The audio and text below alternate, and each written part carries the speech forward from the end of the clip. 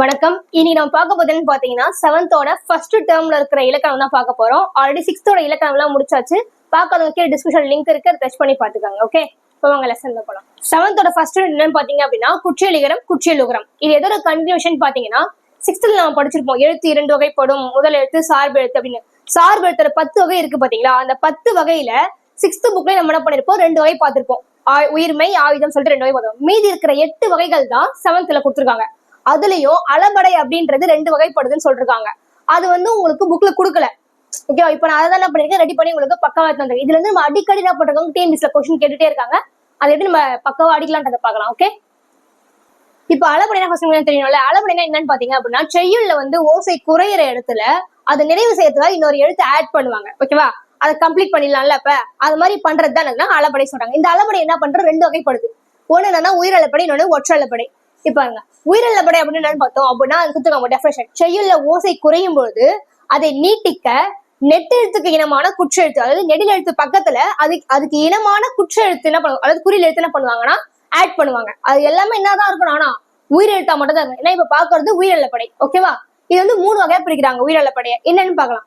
செய்யுளிசை அளபடை. செய்யுளிசை அளபடை அப்படின்னு என்ன பாத்தீங்க அப்படின்னா ஓசை குறையும் போது, அந்த செய்யுள்ல ஓசை குறையும் போது என்ன பண்ணுவாங்கன்னா அது கூட ஒரு லெட்டர் என்ன பண்ணுவாங்க, ஆட் பண்ணுவாங்க. ஓகேவா? இதுதான் செய்யுளிசை அளபடை. இது இன்னொரு பேர் இருக்கு. என்னன்னு பாத்தீங்கன்னா இசை நிறை அளபடை.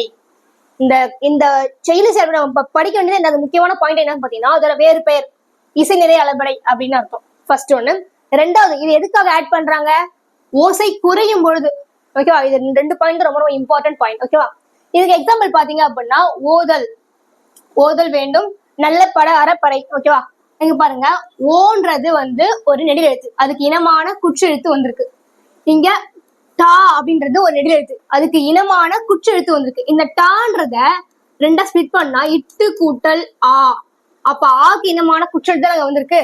சோ அதான் இது எப்படி நம்ம ஈஸியா இன்னும் டக்குன்னு அடிக்கலாம் அப்படின்னா இது எப்படி எப்பவுமே இருக்குமா, ஈரசை சீராவே இருக்கும் அப்படின்னு சொல்றாங்க. பாருங்க, ஈரசை சீரா தான் இருக்கும் அப்படின்றாங்க. ஓகே, அப்ப செய்யுளிசை அளபடைக்கு இன்னொரு பேர் என்னது, இசை நிறை அளபடை. ஞாபகம் இருக்கட்டும். ஓகே, நெக்ஸ்ட் இன்னிசை அளபடை. இன்னிசை அளபடை என்னன்னு பார்த்தோம் அப்படின்னா ஓசை குறையாத இடத்துல என்ன பண்ணுவாங்க அப்படின்னா இனிய ஓசைக்காக ஒரு எழுத்துல அளபெடுக்குமா, அதனால இன்னிசை அளபடை சொல்றான். அப்ப ஓசை குறையும் இடத்துல அளபெடுக்கிறது பேர் செய்யுளிசை அளபடை. ஓசை குறையாத இடத்துலயும் இனிய ஓசைக்காக அளபெடுக்கிறது என்னதுன்னா இன்னிசை அளபடை சொல்லலாம். ஓகேவா? இங்க இன்னிசை வருது, அப்ப இங்க இசை நிறை வர, அப்படி அது தப்பா அடிச்சிடவே கூடாது. ஓகே, இப்ப இங்க ஈரசை சீர்னு பார்த்தோம்ல, அதே மாதிரி இங்க இன்னிசை அளபடை பார்த்தோம் அப்படின்னா மோசை சீரா இருக்குன்னு சொல்றாங்க. இப்ப இங்க பாருங்க, ஒரு எக்ஸாம்பிள் கொடுத்துருக்கேன். கெடுப்பதும் கெட்டாருக்கு சார்வாய் மற்றாங்கே எடுப்பதும் எல்லாம் மழை படிச்சிருக்கோம்ல நம்ம திருக்குறள்ல. அதான் இங்க இப்ப பாருங்க, இது 3 ரசை இருக்கு. எப்படி பிரிக்கலாம் அப்படின்னா இங்க பாருங்க, ஃபர்ஸ்ட் 1, 2வது 3வது ரசை. ஓகேவா? 1, 2, 3 ரசை.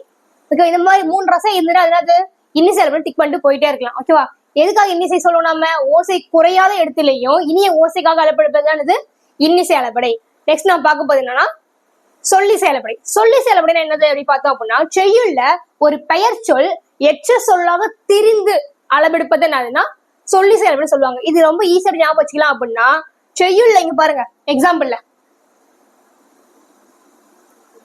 ஒரு செய்யுள் இருக்கா, செய்யுளோட வரிகள்ல பார்த்தோம்னா லாஸ்ட் எழுத்து ஈன் முடிஞ்சுதா, ஈன் முடிஞ்சாலும் என்னது இங்க சொல்லிசை அளபடை டிக் பண்ணிட்டு போயினே இருக்கலாம். ஓகேவா? அப்ப ஈன் முடிஞ்சாவே என்னது சொல்லிசை அளபடை. ஓகேவா? அதுக்கு இங்க டெஃபினேஷன் கொடுத்துருக்கேன். நசை அப்படின்னா விருப்பம்னு அர்த்தம். ஓகேவா? விருப்பம் அப்படின்ற ஒரு எழுத்த விரும்பி, விருப்பம்ன்ற வார்த்தைய விரும்பி அப்படின்னு சொல்லிட்டு என்ன பண்ணுவாங்க, திரிந்திருக்கு. அப்ப நசை அப்படின்னு நசை, அந்த பி 2ஆ பிரிச்சா இப்பு கூட்டல் ஈ இல்ல, அப்ப ஈயா மாறி இருக்கு. அப்ப இதனால சொல்லிசை அளபடை. அவ்வளவுதான். ஓகேவா? அப்ப அளபடை எத்தனை வகைப்படுது, 2 வகைப்படுது. என்னென்னது, உயிரளப்படை, இன்னொன்னு ஒற்றளப்படை. உயிரளப்படை எத்தனையா பிரிச்சிருக்காங்க, 3ஆ பிரிச்சிருவாங்க. என்னென்னது, செய்யுளிசை அளபடை, இன்னிசை அளபடை, சொல்லிசை அளபடை. செய்யுளிசை அளபடைக்கு வேற பேர் என்ன இருக்கு, இசை நிறை அளபடை. ஓகேவா? இப்ப நெக்ஸ்ட் பார்க்க போறது என்னது, ஒற்றளப்படை. ஒற்றளப்படைனா என்னன்னு பார்க்கலாமா? இப்ப எப்படி உயிரிழப்படையில உயிர் எழுத்துக்கள் அளபெடுக்குதோ அதே மாதிரி ஒற்றளப்படையில மெய் எழுத்துக்கள் அளபெடுக்க சொல்றாங்க. ஓகேவா?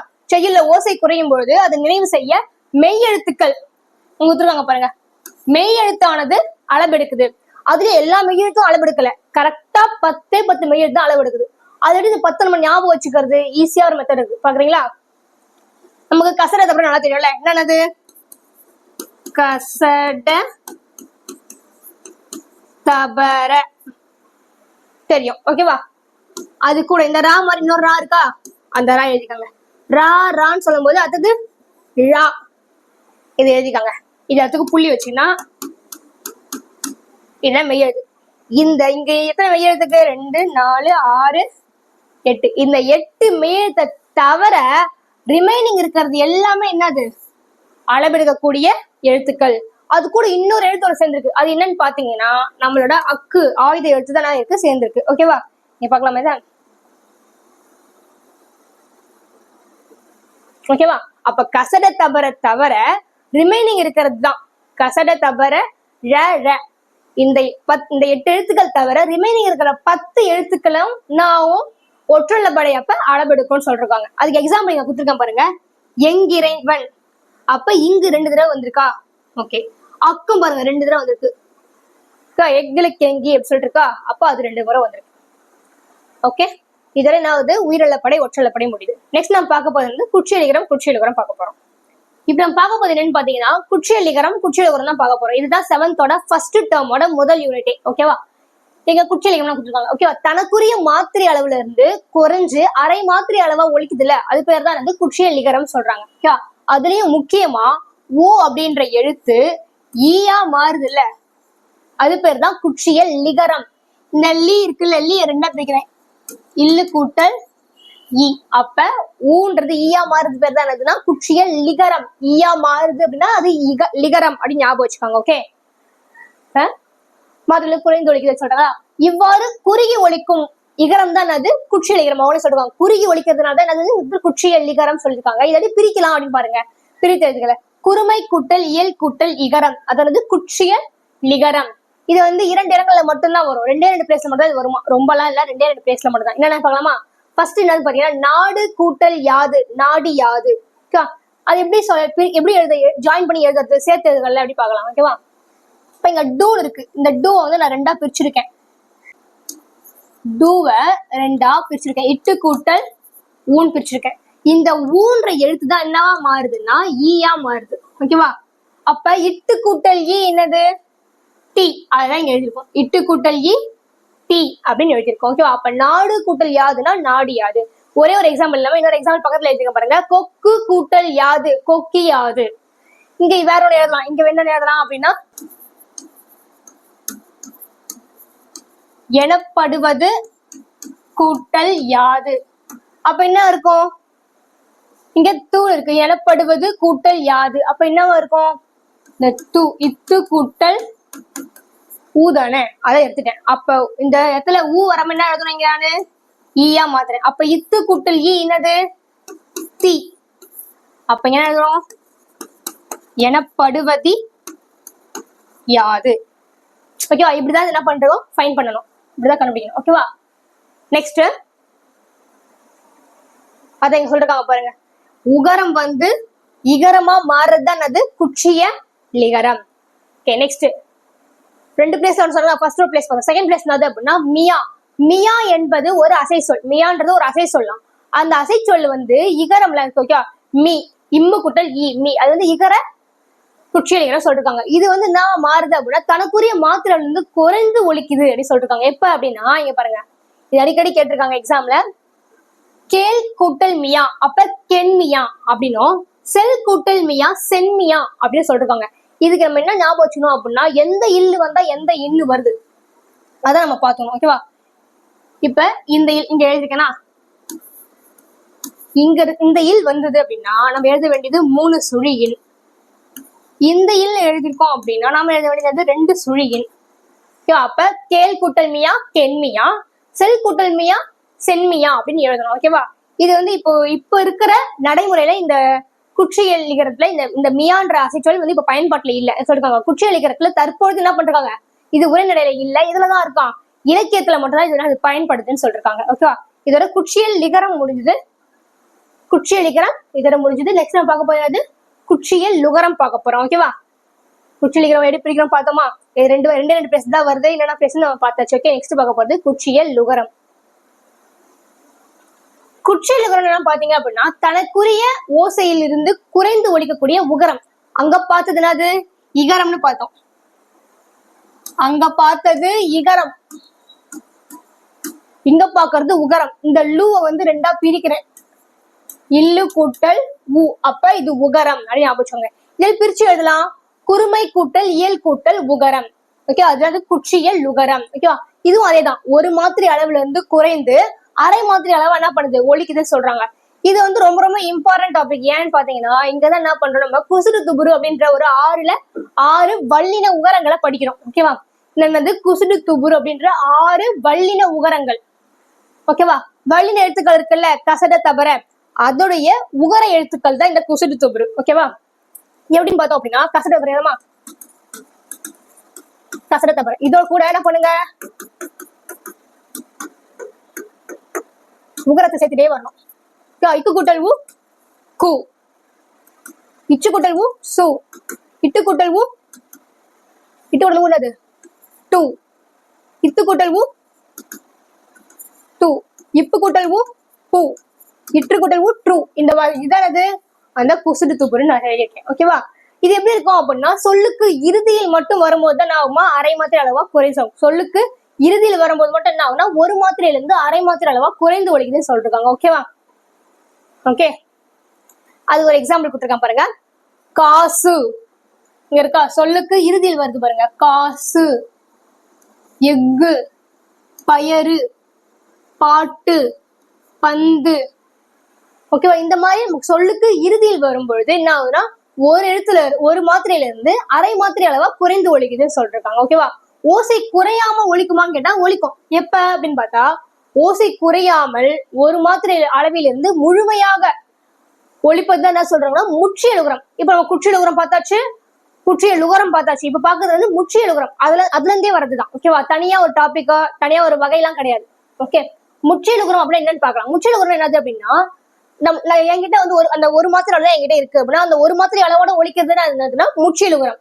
அந்த ஒரு மாத்திரை அளவு குறைந்து ஒழிச்சா அது குற்றியல் உகரம், குற்றியல் உகரம் வந்துடும். ஓகேவா, அப்ப முழுசா ஒழிக்கிறது தான் என்னதுன்னா முற்றியல் உகரம் சொல்லியிருக்காங்க.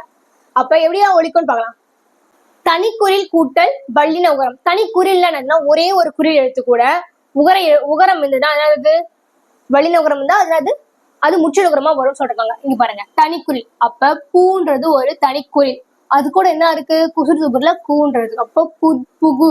ஓகேவா, பசு அப்படின்றது வந்து பான்றது ஒரு குறில் எழுத்து, அது கூட சு அப்படின்ற ஒரு வல்லின உகரம் சேரும்பொழுது அது முற்றியல் உகரமா வருது, அதாவது அதுக்கு ஒரு மாத்திரை அளவு முழுசா கிடைக்குது. ஓகேவா, அப்ப விடு அப்படின்னும் போது இது வீன்றது ஒரு குறில் எழுத்து, அது கூட டு அப்படின்ற ஒரு குசுறு துபுரு சேரும் பொழுது என்ன ஆகுது, அது ஒரு மாத்திரை அளவா முழுமையா ஒழிக்குதுன்னு சொல்றாங்க. ஓகேவா,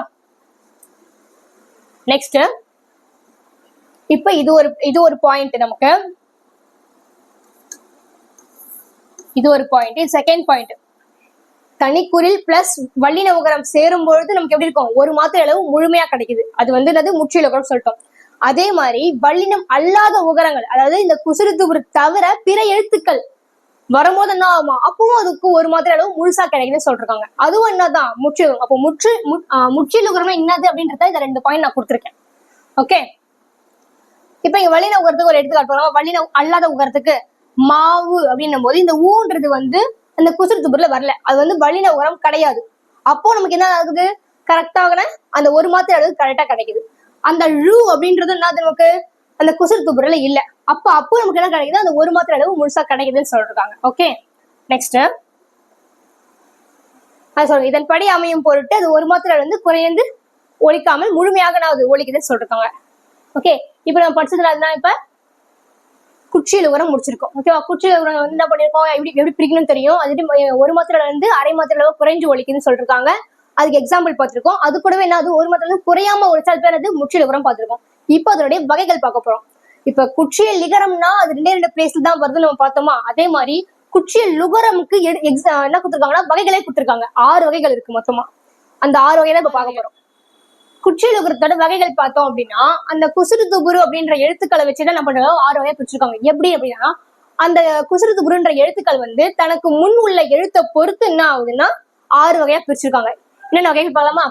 நெடில் தொடர் குற்றியல். நெடில் தொடர் குற்றியல் என்னது அப்படின்னா தனி நெடிலை தொடர்ந்து ஒரு குற்றியல் உகரம் வருது. அவ்வளவு ரொம்ப டீட்டெயில் வேணா, நெடுகெழுத்துக்கு பின்னாடி இந்த குசுறு துபுரு வந்துன்னா அதாவது நெடில் தொடர் குற்றியல் சொல்லிடலாம். அதே ஈஸியா அடிக்கலாம் அப்படின்னு பாத்தீங்கன்னா அது எப்பவுமே எப்படி இருக்கும், ஈர் எழுத்தா மட்டும்தான் இருக்கும்னு சொல்லிருக்காங்க. என்ன எழுத்து? ஈர் எழுத்தா மட்டும்தான் வரும் அப்படின்னு சொல்லிருக்காங்க. ஈர் எழுத்துனா இதுதான், இது ஒரு எழுத்து, இது ஒரு எழுத்தா, அது ஈர் எழுத்தா மட்டும்தான். பாகு, மாசு, பாடு, ஆறு, இந்த மாதிரி வந்து ரெண்டே ரெண்டு எழுத்து வச்சு ஒரு ரெண்டே ரெண்டு எழுத்து இருக்கணும். ஃபர்ஸ்ட் எழுத்து நெடில் எழுத்தா இருக்கணும், ரெண்டாவது எழுத்து என்ன இருக்கணும், இந்த குசுறு துப்புல ஏதாவது ஒன்னா இருக்கணும். ஓகேவா? அதுதான் நெடில் தொடர் குற்றியலுகரம் அப்படின்னு சொல்லலாம். ஓகேவா? நெக்ஸ்ட் ஆயுத தொடர் குற்றியலுகரம். ஆயுத தொடர் குற்றியலுகரம் என்னது அப்படின்னு பார்த்தோம் அப்படின்னா, ஆயுத எழுத்தை தொடர்ந்து வரும் குற்றியலுகரம். ஒரு ஆயுத எழுத்தை கொடுத்துட்டு அதுக்கு அடுத்ததுலாம் கொடுத்துருக்காங்க, இந்த குற்றியலுகரம் கொடுத்துருக்காங்க. ஓகேவா? ஆயுத எழுத்தை கொடுத்துட்டு அதுக்கு பக்கத்துல குசுறு துப்புர கொடுத்துருக்காங்க. அந்த மாதிரி தான் அது ஆயுத தொடர் குற்றியலுகரம். இது ரெண்டாவது வகை. மூணாவது வகை என்னதுன்னு பார்த்தோம்னா உயிர் தொடர் குற்றியலுகரம். உயிர் தொடர் குற்றியலுகரம்னா உயிர்மெய் எழுத்தை தொடர்ந்து, ஓகேவா, உயிர்மெய் எழுத்தை தொடர்ந்து வரக்கூடிய குற்றியலுகரம்னா உயிர் தொடர் குற்றியலுகரம். எப்படி உயிர் தொடர் சொல்லியாச்சு, அங்க உயிர்மெய் எழுத்து தொடர்ந்து சொல்லியிருக்காங்களே அப்படின்றத டவுட்டா இருக்கும். பார்க்கலாமா? இப்ப அரசுன்னு இருக்கு, அரசுன்றதுல அரசு அப்படின்னு இருக்கு. இந்த சூன்றது என்னது நமக்கு அந்த வள்ளின உகரம். ஓகேவா? அந்த ரான்றத நான் ரெண்டா பிரிக்கிறேன். அப்ப என்ன வரும்? இரு கூட்டல் ஆ. அப்ப இது உயிர் எழுத்து தானே. அப்போ உயிர் எழுத்தை தொடர்ந்து வரும் குற்றியலுகரம் என்னது? உயிர் தொடர் குற்றியலுகரம். இப்ப ஒன்னு பார்க்கலாம் எக்ஸாம்பிளுக்கு. அப்படின்னா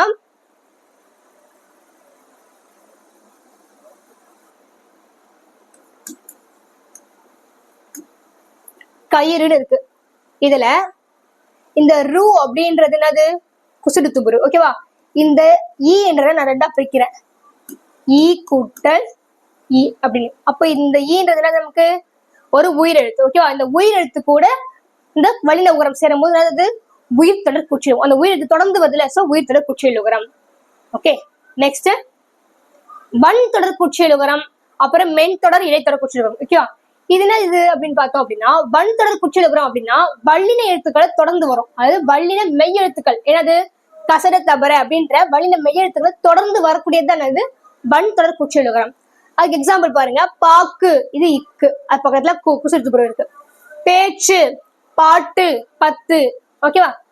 நெக்ஸ்ட் மென்தொடர் குற்றியலுகரம் பார்த்துருக்கோம். ஓகே, மென்தொடர்னா என்னதுன்னா மெல்லின எழுத்துக்கள், மெல்லின மெய் எழுத்துக்கள் தொடர்ந்து வரக்கூடிய குற்றியலுகரம் தான் என்னதுன்னா, சாரி, வடின உரம் தான் என்னதுன்னா மென்தொடர் குற்றியலுகரம் சொல்லலாம். ஓகேவா? பங்கு, மஞ்சு, பண்பு, அம்பு, கன்று. அப்ப இங்க இருக்கிறது மெல்லின எழுத்து, அது தொடர்ந்து வரக்கூடிய உகரம் தான் என்னதுன்னா, அது தொடர்ந்து வரக்கூடியது தான் என்னதுன்னா வளின உகரம். இப்ப இப்படி இருக்கிறது தான் என்னதுன்னா மென் தொடர் குற்றியலுகரம் சொல்றாங்க. ஓகேவா? நெக்ஸ்ட் இடைத்தொடர் குற்றியலுகரம். அப்ப வளினம் பார்த்தாச்சு, வெளியினம் பார்த்தாச்சு, அப்ப என்னது? இடையினம் தானே. அப்ப இடையினம்னா இடையின எழுத்துக்களை தொடர்ந்து வரக்கூடிய உகரங்கள் தான் என்னதுன்னா இடைத்தொடர் குற்றியலுகரங்கள்னு சொல்றாங்க. ஓகேவா? அதுக்கு எக்ஸாம்பிள் போல எய்து, மார்பு, சார்பு, மூழ்கு அப்படின்னு இருக்கு. ஓகேவா? இப்ப நம்ம என்னென்ன வகைகள் பார்த்திருக்கோம் தெரியுமா உங்களுக்கு? ஒரு கிளான்ஸ் பார்க்கலாமா?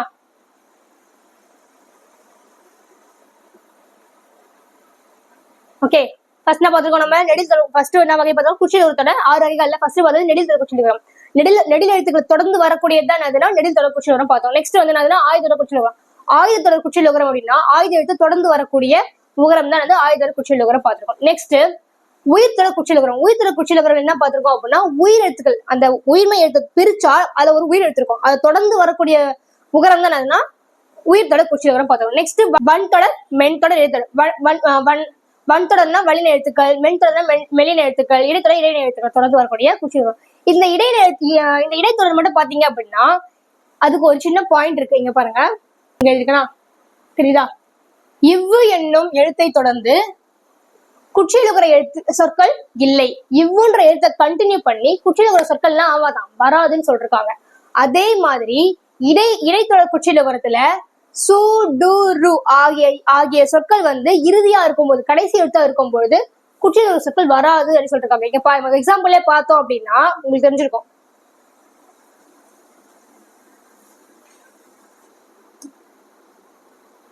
எய்து, ஈக்கு அப்புறம் தூ இருக்கு. குசுறு துப்புனா நமக்கு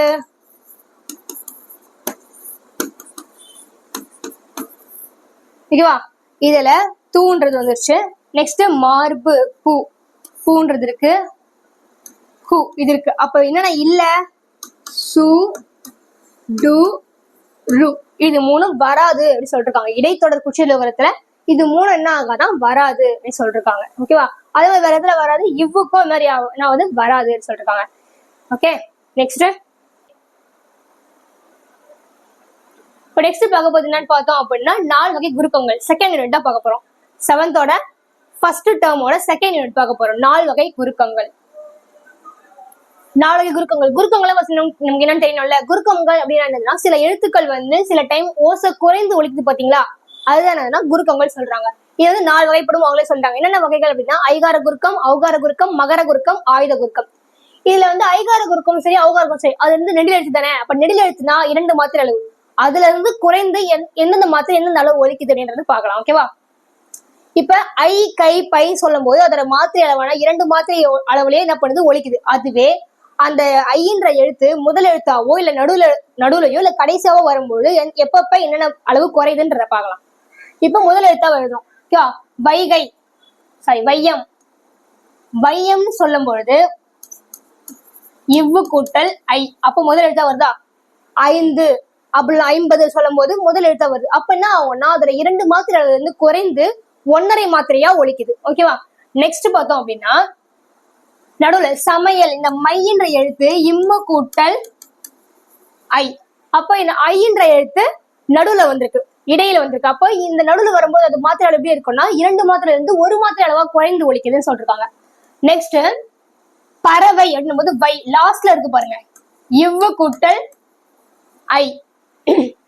அப்போ கடைசி எழுதும்போது என்ன ஆகுது, அதோட மாத்திரை அளவு குறைஞ்சு 1 மாத்திரை அளவா ஒலிக்குதுன்னு சொல்றாங்க. அப்ப ஐகார குறுக்கத்துல முதல்ல வரும்போது மட்டும் என்ன ஆகுது, நமக்கு 1.5 மாத்திரை அளவாகவும் நடுவுலையும் கடைசியாவும் வரும்போது என்ன ஆகுதுன்னா 1 மாத்திரை அளவும் குறைந்து ஒலிக்குதுன்னு சொல்றாங்க. இதான் ஐகார குறுக்கம்.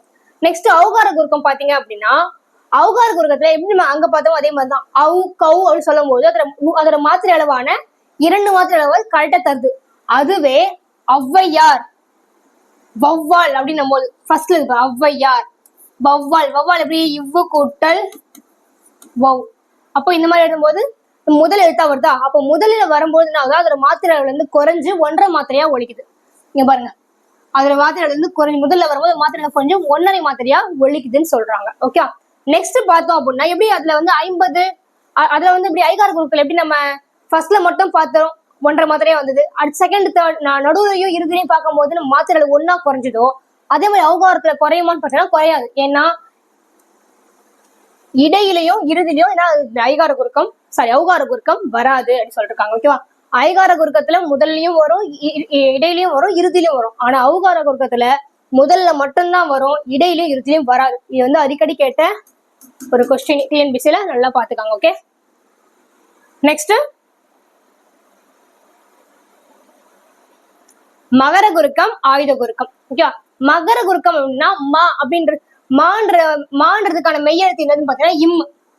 அப்ப இம்ன்றது ஒரு புள்ளி வச்சு எழுத்து தானே, அதுக்கு என்ன மாத்திரை, அரை மாத்திரை அளவு தான். அப்ப இம் அம்மா பாடம் படித்தான் அப்படின்னு சொல்லும் போது அந்த இம்ன்றது நடுவுலயோ இல்ல கடைசியாவோ வரும்போது என்ன ஆகுதுன்னா அதோடைய அரை மாத்திரை அளவுல வந்து கரெக்டா அதே முழுமையா ஒலிக்குது. அரை மாத்திரை அளவுனா தனக்கு அரை மாத்திரை வந்து கரெக்டா ஒலிக்குது. அதுவே வலம் வந்தான் அப்படின்னும் போது அந்த இம்முக்கு அடுத்து வா அப்படின்ற வகர எழுத்து வரும்பொழுது தன்னுடைய மாத்திரை அளவுல இருந்து குறைஞ்சி 1/4 மாத்திரை அளவா ஒலிக்குது. எப்ப 1/4 மாத்திரை அளவா ஒலிக்கும், இம்முக்கு அடுத்து வா அப்படின்ற எழுத்து வந்ததுன்னா. ஓகேவா? இப்ப என்ன சொல்ல, வலம் வந்தான் இருக்கா, வருவான், இந்த மாதிரிதான் இருக்கு. அப்புறம் இம்முன்னு வருது அப்படின்னா அப்ப என்ன நமக்கு அரை மாத்திரை இருந்து 1/4 மாத்திரை அளவா நான் வந்து குறையுதுன்னு சொல்றாங்க. ஓகேவா? நெக்ஸ்ட் பாத்தீங்கன்னா போலும் பொருள் மருளும் அழைப்பாங்க. ஓகேவா? இங்க இந்த லூ இம்மு அப்படின்றது வந்து என்ன ஆகுதுன்னா இங்க 2 சுழி இன்னும் இம்மு 3 சுழி இன்னும் இம்மு மாறுது. எதனால அப்படின்னா அதனுடைய ஓசையை சீர்மை செய்யறதுக்காக இந்த 2 சுழி இன்னும் 3 சுழி இன்னும் நமக்கு என்ன ஆகுதுன்னா அதை வந்து சீர்மைப்படுத்துறதுக்காக வருதுன்னு சொல்றாங்க. இதனால என்ன ஆகுதுன்னா அதோடைய அரை மாத்திரை அளவுல இருந்து 1/4 மாத்திரை அளவா ஒலிக்குதுன்னு சொல்றாங்க. அப்ப மகர எழுத்து எப்பெல்லாம் அரை மாத்திரை எழுத்து 1/4 மாத்திரை குறையுது அப்படின்னா இம்முக்கு அடுத்த வார்த்தையோட முதல் எழுத்து வான் இருக்கும்போது, அதாவது வலம் வந்தான்லே இங்க வான் இருக்கா அந்த மாதிரி இருக்கும்போது 1/4 மாத்திரை அளவா ஒலிக்குது. அதே மாதிரி இந்த லும் அப்படின்னும் போது அங்க இன்னு இம்மு வருதா, இங்கெல்லாம் வரும்போது என்ன ஆகுது, 1/4 மாத்திரை அளவு ஒலிக்குதுன்னு சொல்றாங்க. ஓகேவா? நெக்ஸ்ட் நம்ம பார்க்க போது என்ன பாத்தீங்கன்னா ஆயுத குறுக்கம். ஆயுத குறுக்கம் அப்படின்னு சொல்லும் போது எக்துன்னு சொல்லும் போது என்ன ஆகும் அப்படின்னா நமக்கு அதோட அரை மாத்திரை வந்து முழுமையா ஒலிக்குது. அதுவே முள் கூட்டல் தீது முக்ரிது, கல் கூட்டல் தீது கக்ரிது. முள் கூட்டல் தீது முக்ரிது அப்படின்னும் போதும் கல் கூட்டல் தீது கக்ரிதுன்னு சொல்லும் போது நமக்கு என்ன ஆகுதுன்னா அதோடைய அரை மாத்திரை அளவு இருந்து குறைந்து கால் மாத்திரை அளவா ஒழிக்குதுன்னு சொல்றாங்க. இது எப்படி நம்ம ஞாபகம் வச்சுக்கலாம் அப்படின்னா, ஆயுத எழுத்துக்கு அப்புறம் வரக்கூடிய எழுத்து வந்து என்னவா இருக்காது, பாருங்க குறிலாதான் இருக்கும். ஆனா இங்க என்ன இருக்கு, நெடில் எழுத்தா இருக்கா. அப்ப என்ன ஆகுது, அதோட மாத்திரை அளவு குறைந்து கால் மாத்திரை அளவா ஒழிக்குது நம்ம ஞாபகம் வச்சுக்கலாம். ஓகேவா? ஓகே, நெக்ஸ்ட் நம்ம பார்க்க போறது என்னன்னு பாத்தீங்க அப்படின்னா, அது போல சொல்யூஷன் பார்த்தலாமா. என்னென்ன பார்த்திருக்கோம், 4 குறுக்கங்கள் பார்த்திருக்கோம். என்னென்ன குறுக்கங்கள் பார்த்திருக்கோம்னா ஐகார குறுக்கம், அவகார குறுக்கம், மகர குறுக்கம், ஆயுத குறுக்கம் பார்த்திருக்கோம். ஐகார குறுக்கத்துல எப்பெல்லாம் வந்து அது 2 மாத்திரத்துல கம்மியா ஒலிக்குதுன்னு பார்த்தோம் அப்படின்னா, ஸ்டார்டிங்ல வரும்போது ஐன்ற லெட்டர் வந்து ஸ்டார்டிங்ல வந்துன்னா அது 1.5 மாத்திரையா குறைந்து ஒலிக்குது. நடுவுலயோ இல்ல இறுதியிலயோ வரும்போதுனால 1 மாத்திரையா குறைந்து ஒலிக்குதுன்னு சொல்றாங்க. அது அவகார குறுக்கம் பாத்தீங்க அப்படின்னா ஸ்டார்டிங்ல மட்டும்தான் வரும், நடுவுலயும் இறுதியிலயும் வரவே வராது. அப்படி ஸ்டார்டிங்ல வரும்போது என்ன ஆகுதுன்னா 1.5 மாத்திரையா குறைந்து ஒலிக்குதுன்னு சொல்லிட்டு பார்த்துருக்கோம் நம்ம. ஓகேவா? இந்த ரொம்ப முக்கியமான பாயிண்ட். அவகார குறுக்கம் வந்து இடையிலும் இறுதியிலும் வராது. ஓகேவா? நெக்ஸ்ட் மகர குறுக்கம். மகர குறுக்கம் எப்பெல்லாம் அதோட மாத்திரை அளவு அரை மாத்திரைக்கு குறைந்து ஒலிக்குது அப்படின்னு பார்த்தோம் அப்படின்னா, வளம் அந்த இம்முக்கு அடுத்து வரக்கூடியது வகர எழுத்தா இருந்தா என்ன ஆகும், அது அரை மாத்திரத்துக்கு கால் மாத்திரை அளவு குறைந்து ஒலிக்குதுன்னு சொல்லிட்டு பார்த்திருக்கோம். நெக்ஸ்ட் இந்த போலும் பொருளும் அப்படின்னு வரும்போது என்ன ஆகுது, இந்த இன்னுக்கு அடுத்தது இம்மு வரும்போது என்ன ஆகுது, நமக்கு கால் மாத்திரை அளவு குறைந்து ஒலிக்குது. நெக்ஸ்ட் ஆயுத எழுத்து. ஆயுத எழுத்து பார்க்கும்போது எப்பவுமே என்னதான் இருக்கும், அக்து இக்துன்னு சொல்லும் போது நமக்கு அரை மாத்திரை அளவு தான் இருக்கும். அதுவே முக்ரிது, முள் கொடுத்தது முக்ரிது, கல் கொடுத்தது கக்ரிதுன்னு சொல்லும் போது அதுக்கு அக்குக்கு அடுத்த எழுத்து நெடில் எழுத்தா வரும்போது என்ன ஆகுது, நமக்கு கால் மாத்திரை குறைந்து ஒலிக்குது. ஓகேவா? இதான் நமக்கு 4 குறுக்கங்கள் முடிஞ்சது. நெக்ஸ்ட் நம்ம பார்க்க போறது 3வது இயல். 3வது இயல் என்னன்னு பாத்தீங்க அப்படின்னா வழக்கு. வழக்கு அப்படின்னு நமக்கு என்ன தெரியும்ல, வழக்கு அப்படின்னு என்னது அப்படின்னா நம்ம நார்மலா பேசக்கூடியதும் எழுதக்கூடியதும் தான் வழக்குன்னு சொல்றாங்க. ஓகேவா? எழுதுவதிலும் பேசுவதிலும் இருக்கக்கூடிய சொற்கள் பயன்பாடு தான். ஓகேவா? நம்ம எப்படிலாம் சொற்களை நம்ம வார்த்தை எப்படி பயன்படுத்துறோம் அப்படின்றது தான் அது வழக்குன்னு சொல்றாங்க. வழக்கு வந்து 2 வகையா பிரிக்கிறாங்க. என்னென்ன வழக்குன்னு இயல்பு வழக்கு, தகுதி வழக்கு 2ஆ பிரிச்சிருக்காங்க. இயல்பு வழக்கு அப்படின்னு என்னது, நம்ம நார்மலா பேசுவோம் ஒரு பொருளை பத்தி நம்ம இயல்பா சொல்லக்கூடியதை வந்து இயல்பு வழக்கணும். தகுதி வழக்கு அப்படின்னா நம்ம ஒரு பொருளை வந்து நம்ம வந்து தகுதிப்படுத்தி ஒரு சொல்லக்கூடாத ஒரு பொருளை பொது இடத்துல சொல்லணும் அப்படின்னும் போது அதுக்கு வேறொரு தகுதியான பேரை வச்சு சொல்றோம் பத்தில, அதுதான் தகுதி வழக்குன்னு சொல்றாங்க. ஓகேவா? டீடைலா பார்க்கலாம். ஃபர்ஸ்ட் இயல்பு வழக்கு. இயல்பு வழக்குனா இங்க பாருங்க, ஒரு பொருளை அதற்குரிய இயல்பான சொற்களால் குறிப்பிடுவது இயல்பு வழக்கு சொல்றாங்க. இயல்பு வழக்குனா அதோட இயல்பான சொற்களால சொல்றது அது இயல்பு வழக்கு. அதை வந்து 3ஆ பிரிச்சிருக்காங்க. என்னென்னது பாத்தீங்கன்னா, இலக்கணம் உடையது, இலக்கண போலி, மருவு அப்படின்னு சொல்லிட்டு 3ஆ பிரிச்சிருக்காங்க. ஓகேவா? இந்த மருவுன்றது அடிக்கடி எக்ஸாம்ல சில கொஸ்டின்ல கேட்டு அதிகமா கேட்ட கொஸ்டின். ஓகே, அப்ப ஃபர்ஸ்ட் வழக்கு எத்தனை பிரிச்சிருக்காங்க, 2ஆ பிரிச்சிருக்காங்க. என்னென்னது, இயல்பு வழக்கு, தகுதி வழக்கு. இயல்பு வழக்கு 3ஆ பிரிக்கிறாங்க. என்னென்னது, இலக்கணம் உடையது, இலக்கண போலி, மருவு அப்படின்னு பிரிச்சிருக்காங்க. ஓகே, இப்ப ஃபர்ஸ்ட் பார்க்க போறது இலக்கணம் உடையது. இலக்கணம் உடையது அப்படின்னா என்னது அப்படின்னா, இலக்கண நெறி மாறாமல் முறையாக அமைந்த சொற்கள் தான் என்னதுன்னா இலக்கணம் உடையது. அங்க இலக்கணம் இருக்கு, அப்போ இலக்கணம் உடையது அப்படின்னு சொல்லிட்டு அர்த்தம். ஓகேவா? அப்ப இலக்கணம் மாறாம இருந்ததுன்னா அங்க என்னது, இலக்கணம் உடையது. பாருங்க, இப்ப எக்ஸாம்பிள் பார்த்தா நிலம், மரம், வான், இதெல்லாம் என்னது, இலக்கணம் உடைய சொற்கள் அப்படின்னு சொல்லிட்டு சொல்றாங்க. ஓகே, தமக்குரிய பொருளை எவ்வகை மாறுபாடும் இல்லாமல் சொல்றதா என்னதுன்னா இலக்கணம் உடையது. ஓகே, நெக்ஸ்ட் நம்ம பார்க்க போறீங்கன்னா இலக்கணம் போலி. இலக்கண போலினா என்ன அப்படின்னு பார்த்தோம்னா, இலக்கண முறைப்படி அமையாவிடினும், இலக்கண முறைப்படி இல்லைனாலும் இலக்கணம் உடையது போலவே இருக்கும். போலின்னா அர்த்தம், ஒண்ணு இல்ல ஆனா இருக்கிற மாதிரி இருக்கும். கோல்டு தான் ஆனா கோல்டு இல்லாத மாதிரி இருக்கிறதானே கவரிங்க. சோ போலினா தானே, அதுதான் இங்கேயும். அப்ப இலக்கணம் உடையது அப்படின்னா இலக்கணம் அங்க அமைஞ்சிருந்தா அது இலக்கணம் உடையது. இலக்கணம் போலி அப்படின்னா அங்க இலக்கணம் இல்லைனாலும், அங்க இலக்கணம் இல்லை அப்படின்னாலும் அங்க இலக்கணம் உடையது போலவே இருப்பதுதான் அதுனா இலக்கண போலின்னு சொல்றாங்க. இது பெரும்பாலும் சொற்களின் முன் பகுதியில் மட்டுமே என்ன ஆகுமா, இடம் மாறி வரும் சொல்றாங்க. இது பெரும்பாலும் சொற்களோட முன்பகுதியில மட்டுமே இடம் மாறி வருவதா இருக்கும் சொல்லிட்டு சொல்றாங்க. ஓகே, நெக்ஸ்ட் இதுக்கு வந்து ஒரு எக்ஸாம்பிள் பார்க்கலாம். அதுக்கு முன்னாடி இதுக்கு வந்து இன்னொரு பேர் இருக்கு. என்னதுன்னா பாருங்க, இது முன்பின்னா வரதுனால இது பேர் என்னன்னா முன்பின் தொக்க போலி அப்படின்னு சொல்லுவாங்க. ஓகேவா? ஃபர்ஸ்ட் நான் பார்த்தோம், நம்ம இலக்கணம் உடையது பார்த்தோம். இப்ப பார்த்தது இலக்கண போலி. இலக்கண போலிக்கு இன்னொரு பேர் என்னது, முன்பின் தொக்க போலி. ஏன் அதுக்கு போலின்றது நேம் அப்படின்னா அது இலக்கணமே கிடையாது அதுக்கு, ஆனா இலக்கணம் இருக்க மாதிரியே காட்டிக்கும். ஓகேவா? அதனால அது முன்பின்னா வரதுனால முன்பின் தொக்க போலின்னு சொல்லிருக்காங்க. இப்ப பாத்தீங்கன்னா புறநகர். புறநகர் சொல்லுவாங்க. எது புறநகர் சொல்லுவாங்க, நகரத்துக்கு அப்புறம் இருக்கிறது தான் புறநகர் சொல்லுவாங்க. அப்ப அது நகர்ப்புறம் தானே சொல்லணும். அப்ப முன்பின் மாறி வருதா, அப்ப அது முன்பின் தொக்கு போலினா இதுதான் புறநகர். கால்வாய், அத வாய்க்கால்னு சொல்லலாம், கால்வாய். தசை, தசை அப்படின்றத சதைன்னு எழுதலாமா, தசை சதையெல்லாம் ஒன்று அதை முன்னாடி மாத்திராலும் கரெக்டா வரும்.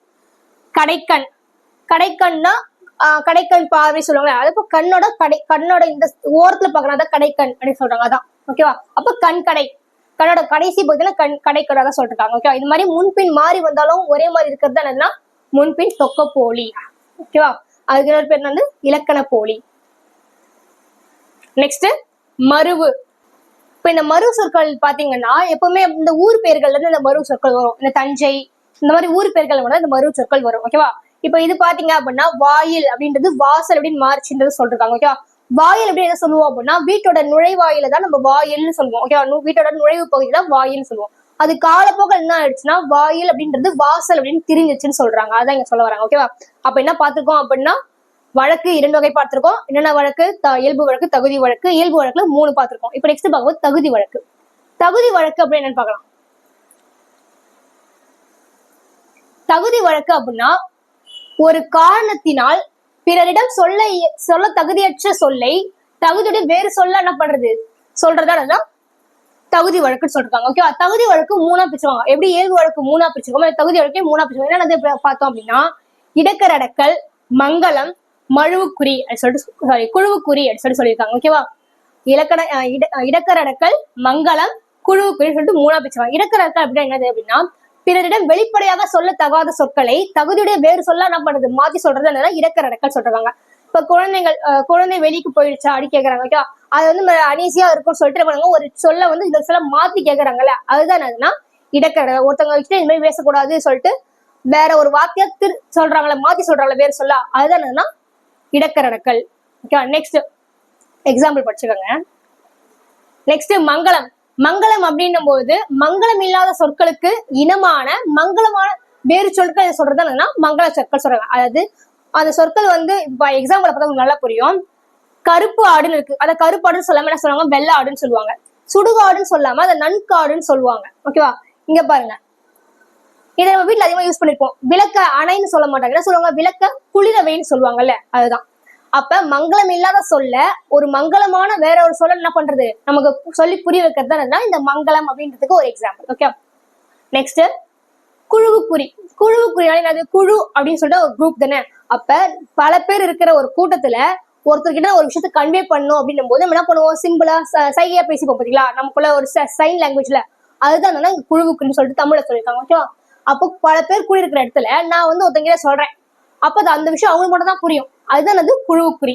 நீங்க பாத்தீங்க எக்ஸாம்பிள் பாத்தீங்க அப்படின்னா பொன்னை பறி அப்படி சொல்லிட்டு பொன்னை பறி என்ன அப்படின்னா பொற்கொழந்தை கிட்ட அந்த பொற்கொழந்தை தான் அந்த வார்த்தை அதிகமா யூஸ் பண்ணுவான். பொன்னை பறி அப்படின்றத இந்த பொற்கொழந்தை அதிகமா யூஸ் பண்ணுவான். ஓகே. இது ரொம்ப இம்பார்ட்டன்ட். இது இந்த வழக்குன்றது அதிகமா கொஸ்டின் அதிகமா கேட்டிருக்காங்க. ஸோ அதை நல்லா படிச்சுக்காங்க. நான் வழக்கு என்ன சொல்லலாம். வழக்கு வந்து எத்தனை வகைப்படுது 2 வகைப்படுது. இயல்பு வழக்கு, தகுதி வழக்கு. இயல்பு வழக்கு 3ஆ பிரிச்சுக்காங்க. என்னது இலக்கணம் உடையது, இலக்கண போலி, மருவு. இதோட வழக்குன்றது முடிஞ்சிருச்சு. இப்ப நம்ம இதுல ஒரு கொஸ்டின் கேட்கணுமா. இப்போ புறநகர் அப்படின்றது என்னவா இருக்கும் இலக்கண போலி. நெக்ஸ்ட் வேற தஞ்சை அப்படின்றது என்னது மருவு. ஓகேவா. இப்போ இந்த மாதிரி தான் நிறைய கொஸ்டின்ஸ் கேட்பாங்க. நல்லா பார்த்துக்கலாம். ஓகே. நெக்ஸ்ட் நம்ம பார்க்க போது என்னன்னு பாத்தீங்கன்னா 3rd யூனிட்லயே அடுத்தது நான் பார்க்க வரோம் போலினா என்னன்னு பார்க்கறோம். போலினா சாப்பிட்ற போலியில போலினா என்னன்னா ஒரு வார்த்தைக்கு பதிலாக இன்னொரு வார்த்தை சேர்த்தாலும் என்ன ஆகும் அது மீனிங் அப்படியேதான் இருக்கும் அப்படின்றது சொல்றது அந்த போலின்றது. ஓகேவா. ஒரு எழுத்துக்கு பதிலாக வேற ஒரு எழுத்து நான் சேர்க்கிறேன் அப்போ என்ன ஆகுது அந்த மீனிங் சேஞ்ச் ஆகாது. அதுதான் என்ன சொல்றோம் போலின்னு சொல்றோம். போலினா போல இருத்தல். மீனிங் சேஞ்ச் ஆகாது. வார்த்தை மட்டும் இருக்கும் ஒரே மாதிரி இருக்கும் அதே போல இருக்கும். அதாவது போல இருத்தல் சொல்றாங்க. அதுதான் போலி. ஓகேவா. இந்த போலி இனத்துல இப்பதான் 3 வகையா பிரிக்கிறாங்க. என்னன்னு பாத்தீங்கன்னா முதற் போலி, இடைப்போலி, கடைப்போலி. முதற் போலி அப்படின்னா ஒரு வார்த்தையில முதல் எழுத்தை மாத்தினாலும் அதோட மீனிங் சேஞ்ச் ஆகுது. பாத்தீங்கன்னா பசல் அப்படின்னு இருக்கு பைசல்னு மாத்திருக்கேன். மஞ்சுன்னு இருக்குது அதை மைஞ்சுன்னு மாத்திருக்கேன். இப்போ வந்து ஃபர்ஸ்ட் எழுத்து நான் சேஞ்ச் பண்ணிருக்கேன் இருந்தாலும் மீனிங் என்ன ஆகல சேஞ்ச் ஆகல. இதான் முதற் போலி. அதுவே இடைப்போலி அப்படின்னா நடுவில் இருக்கிற எழுத்து. ஓகேவா. அமைஞ்சு, அமைச்சு, அமைஞ்சு, அமைச்சு. ஓகேவா. இளஞ்சி, இளைஞ்சி அப்படின்னு மாத்திக்கோமா. அரையர், அரையர். அப்போ நடுவில் இருக்கிற எழுத்தை நான் சேஞ்ச் பண்ணாலும் அதோட எழுத்து அதோட மீனிங் எனக்கு மாறல அப்படின்னும் போது என்னது இடைப்போலி. இப்போ நெக்ஸ்ட் கடைப்போலி அப்படின்னு என்னது பார்த்தோம் அப்படின்னா கடைசி எழுத்து வந்து நாங்க மாத்தினாலும் அதோட மீனிங் என்ன ஆகுது சேஞ்ச் ஆகுது. இப்ப அகம் இம்மு இருக்கு அங்க இங்க அதாவது மீனிங்னால சேஞ்ச் ஆகல. நிலம் இங்க நிலன் இருக்கு அப்போ கூட சேஞ்ச் ஆகல அதோட மீனிங். அதுதான் அது கடைப்போலி.